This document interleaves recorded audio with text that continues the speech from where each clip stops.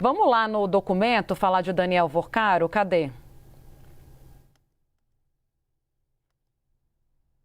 Tá aí, gente. Vamos tentar ampliar esse trecho que o nosso Matheus Teixeira vai comentar exatamente esse ponto que foi até um pouco curioso, né?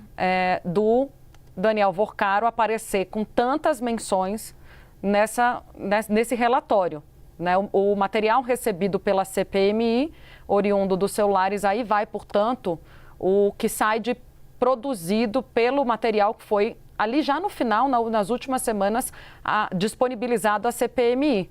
No relatório, lá para perto da página 4.000, tem essa informação de tudo o que aconteceu, do material ter sido disponibilizado. Depois ele foi novamente retirado por decisão do ministro André Mendonça.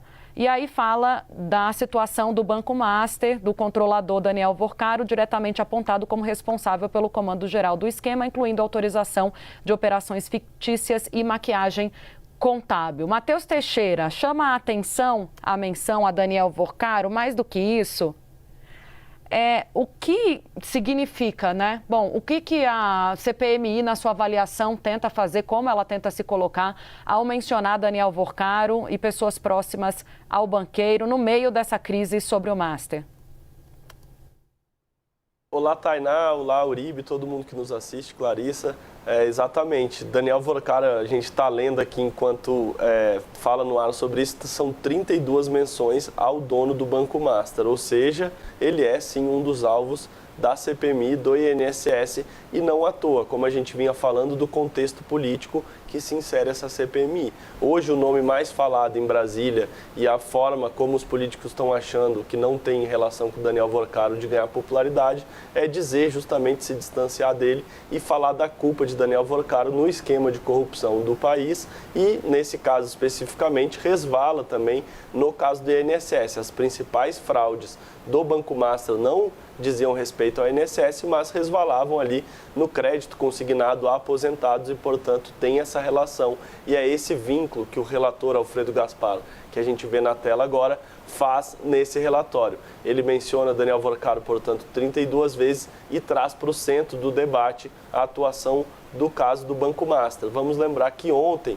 no julgamento do Supremo Tribunal Federal sobre a CPMI, sobre a prorrogação ou não da CPMI, os ministros também abordaram isso e disseram ali indiretamente que a CPMI não respeitou o objeto da investigação. Qual seja, o objeto era o escândalo do INSS e que atingiu os aposentados. E a CPMI acabou partindo para cima de Daniel Vorcaro porque viu que ali estava o principal flanco de desgaste da classe política neste momento e também do governo federal. Portanto, como a gente vem falando já há algum tempo, Daniel Vorcaro está no centro do escândalo e no INSS não foi diferente. Apesar dele não ser, digamos assim, o principal operador do esquema e desse esquema envolver muito mais gente, o relatório da CPMI tem um capítulo à parte sobre Daniel Vorcaro, justamente porque não poderia ser diferente nesse momento político não tratar do banqueiro, do dono do Banco Master. Fato é que Daniel Vorcaro não chegou a depor a CPMI, vamos lembrar que a gente também acompanhou muito essa novela, ele chegou a topar ir na CPMI, mas acabou não sendo um dos ouvidos ali pela Comissão Parlamentar Mista de Inquérito, mas mesmo ele não tendo sido ouvido,